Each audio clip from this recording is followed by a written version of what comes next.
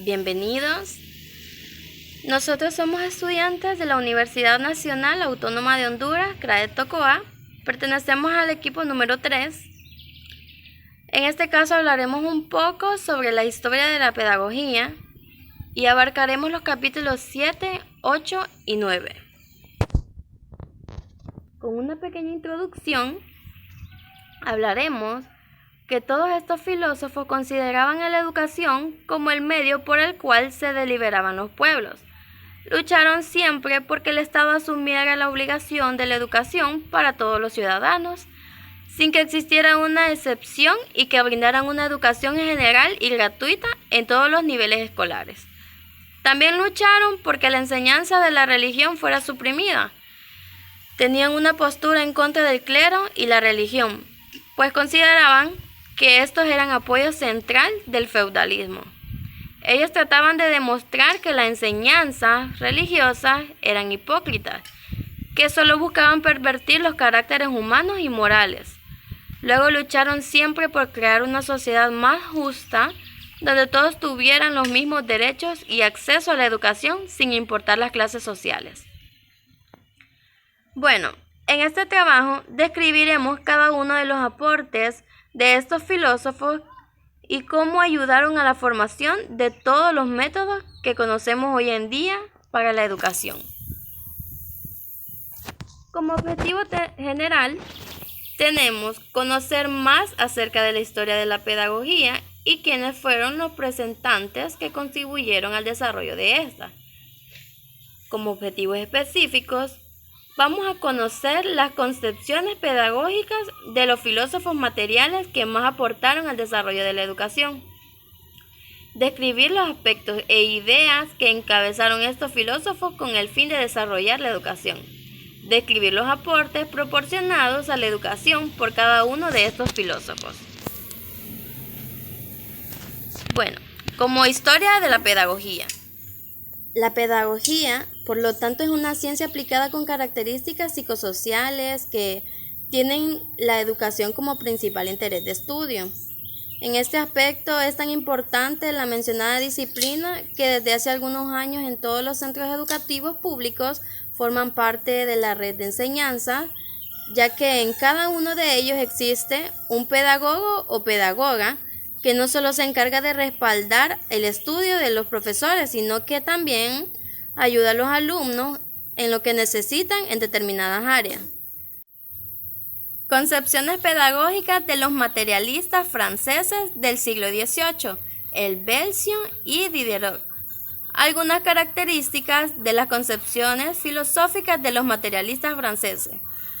Bueno, en primer lugar, el materialismo francés del siglo XVIII fue un movimiento ideológico que representó una etapa nueva y superior en el desarrollo de la ideología materialista, no solo a escala nacional, sino además en una escala internacional en comparación con el materialismo del siglo XVII.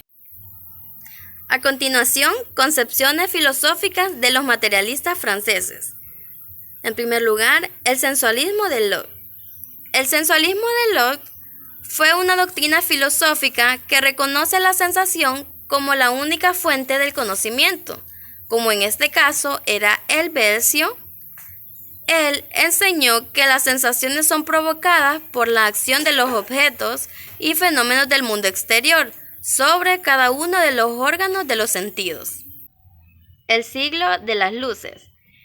Bueno, el siglo de las luces se denomina siglo de las luces al siglo XVIII por prevalecer una mentalidad que hace que la ciencia y la razón de las verdades son incuestionables, ya que permiten el progreso de la humanidad.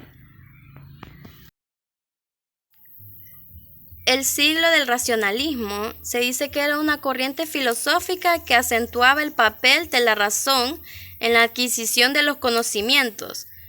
El racionalismo se desarrolló en Europa continental durante el siglo XVII y el siglo XVIII. Los pensamientos ilustrados sostenían que la razón humana podía combatir la ignorancia, la superstición, la tiranía y construir un mejor mundo. La expresión estética de este movimiento intelectual se denomina neoclasismo. El materialismo francés. Se dice materialismo francés del siglo XVII, ya que refleja en gran parte el compromiso entre la burguesía y la nobleza. El materialismo francés era la concepción del mundo que tenía la burguesía francesa progresiva, mientras sus teorías tenían como fin instruir y armar ideológicamente a una amplia parte de la sociedad. El proyecto de Cóndor. Este proyecto fue protagonizado por el filósofo, economista, matemático y físico Juan Antonio Cóndor. Él murió en 1794, quien proclamó que la educación del pueblo es una obligación del Estado para todos los ciudadanos. Cóndor propuso un sistema escolar que se basa en las escuelas de segundo nivel y escuelas primarias de cuarto grado. Bueno, las escuelas de segundo nivel son las que hoy en día llamamos las escuelas secundarias, las que empiezan desde primero de ciclo hasta tercero de ciclo. Las escuelas primarias de cuarto grado son las que empiezan de primero y solo se cursan 4 años de la educación primaria. El proyecto de Lepeltier. Este proyecto fue promovido por considerada necesidad para la formación revolucionaria a través del intercambio obligatorio y gratuito. Elaboró un proyecto de ley para el Plan de Educación Nacional en 1793, ya que fue inspirado en ideas liberales. Su rasgo más característico consiste en proponer la creación de establecimientos donde deberían ingresar todos los niños para recibir la educación común como un régimen de internado, llamado Plan de Educación Nacional, como hoy en día lo conocemos como las escuelas. Este proyecto, Plan de Estudio de Educación Nacional, como fue llamado en ese entonces, es particularmente parecido a las escuelas, ya que en ese tiempo el Estado decía que el niño le pertenecía de 6 a 12 años. Consideraban ellos que tenían que ir con una persona especializada o capacitada para poder enseñar en las clases necesarias o en las áreas requeridas. Bien, compañeros, continuando con el capítulo 9, la teoría pedagógica de Juan Enrique Pestalozzi, nacido en el año de 1746, murió en el año de 1827. Juan Enrique Pestalozzi, al igual que sus predecesores, Comenius y Rousseau, Pestalozzi creía que la solución de las contradicciones y la pobreza en la sociedad se debían buscar en una buena educación. Creía que a los niños se les deben proporcionar conocimientos ya construidos, sino la oportunidad de aprender sobre sí mismos mediante la actividad personal. Que los maestros deben estar preparados para lograr un desarrollo integral del alumno más que para implantarles conocimiento, algo que solo constituye una sola parte de la educación, y el verdadero objetivo debería ser un hombre moral. Este hace el bien y ama. Sus acciones se basan en la fe. En lo posible, deja a un lado su egoísmo. Juan Enrique Pestalozzi era un reformador de la pedagogía tradicional. Dirigió su labor hacia la educación más democrática, convirtiéndolo en una educación popular. Pestalozzi logra ser director de un orfanato, abrió una institución para niños y en la cual reunió 50 niños, y entre ellos huérfanos y vagabundos. Y según las ideas de Pestalozzi, su orfanato debía mantenerse con las ganancias logradas por los mismos niños y ganancias obtenidas mediante el trabajo en el campo. La idea de este proyecto era combinar la educación con el trabajo productivo, ya que él veía el trabajo infantil como un medio para desarrollar las fuerzas físicas, morales e intelectuales de los niños.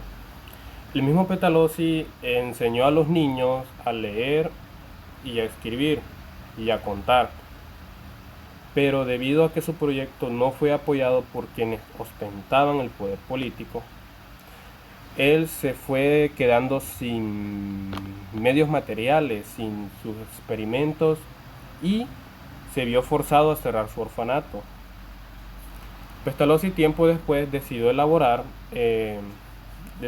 un método de enseñanza primaria.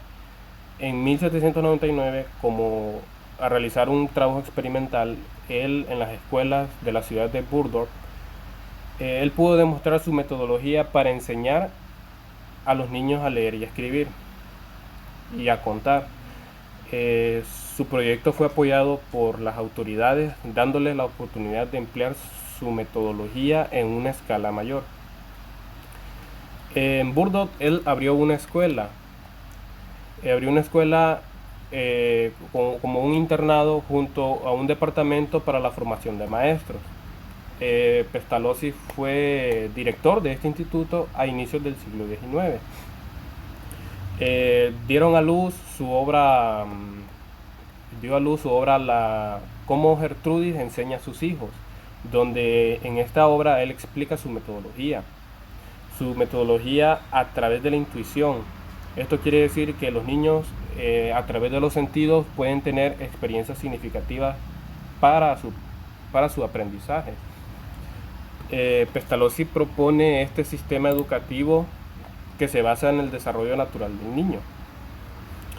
Este sistema enseña al niño a través de sus propias experiencias, a través de la percepción espontánea, construyendo su propia inteligencia. Este método también debe ser adaptado al niño para el desarrollo completo del niño. Es decir, que todas las cosas que se realiza el maestro debe de ser enfocado a la etapa en la que el niño se encuentra. En esta obra él demostraba una vital importancia que tiene que hay en el hogar para la niñez, principalmente en las madres. Es un libro que guía a las madres sobre cómo enseñar a sus hijos a observar y hablar. También enseña el abecedario mediante la intuición, la enseñanza intuitiva de las mediciones y la enseñanza intuitiva de los números, en la cuales se exponían nuevos métodos de enseñanza primaria. El concepto que tenía Pestalozzi sobre el maestro y el alumno. El maestro debe estar preparado para lograr un desarrollo integral del niño, educar a los niños para la comunidad. El maestro debe de estar al servicio de las necesidades del alumno. Muchas veces muchos alumnos no aprenden, o muchos niños no aprenden de la misma manera que otros. El maestro debe estar pendiente a qué niño tiene déficit en alguna área donde él no entienda algo. Por ejemplo, a veces hay unos niños que les cuesta aprender y a otros niños les resulta fácil aprender, y hay niños que aprenden de una manera y otros niños aprenden de otra manera. El maestro siempre debe estar a la necesidad del alumno. El papel de la madre es fundamental en la tarea educativa del niño. Todo lo enseñado lo debe contextualizar mediante la experiencia. Un niño, Pestalozzi decía él que el niño debe de aprender mediante la experiencia, mediante sus sentidos, con tocar y con ver. El maestro debe integrar los tres elementos principales de su método: la cabeza, el corazón y la mano. El objetivo del educador es cuidar que las influencias externas no distraigan la marcha natural del desarrollo del niño. Muchas veces los niños pequeños se dejan influenciar bastante con otros niños mayores, que hay niños mayores que no son para nada, puedo decir así, productivos. Hay niños que no les gusta aprender, y a veces puede influenciar a otro niño que él es capaz y que él tiene la curiosidad de aprender cualquier conocimiento. El alumno es considerado como individuo. El alumno también aprende trabajando mediante Mediante el trabajo el niño puede obtener conocimientos. El niño es creador y espontáneo. El niño es capaz de representar el mundo en el que se encuentra. Es activo en su enseñanza. El niño siempre pasa activo a la hora de aprender. Se contemplan sus intereses y su fin a desarrollar a una libertad autónoma. El niño expresa mucho de sus dones, ¿sabes? Hay muchos niños que son buenos dibujando, otros niños son buenos a la hora de observar. Eh, Cada niño tiene sus cualidades. La importancia de la teoría y la práctica pedagógica de Pestalozzi. Pestalozzi fue un destacado teórico de la pedagogía de la burguesía democrática, que llevó a cabo sus teorías. Se entregó agnadamente a la causa de la educación de los hijos de los pobres. Sus aportes esenciales de la educación fueron poner de manifiesto la educación en el desarrollo del niño. Destacó el desarrollo social del niño primeramente en la familia y posteriormente en la escuela. Como decía Pestalozzi, el niño, su formación principal ocurre en la familia desde la niñez, y en la escuela se viene a reformar. Él también elaboró una teoría de la enseñanza elemental, misma que construyó en el desarrollo de las escuelas públicas. También planteó las ideas valiosas sobre la educación física, laboral y moral e intelectual del niño. Prestó gran atención en la enseñanza laboral de los niños y su preparación para la vida. Pestalozzi también elaboró las bases generales de la enseñanza primaria y un conjunto de métodos esenciales para ella. Uno de los objetivos principales de Pestalozzi era integrar a los niños de escasos recursos a la vida social a través de la enseñanza de un oficio. Él pensaba que sus propios alumnos, a largo plazo, ellos podrían llegar a ser los educadores del mañana. El método de Pestalozzi se basaba en, número uno, su forma.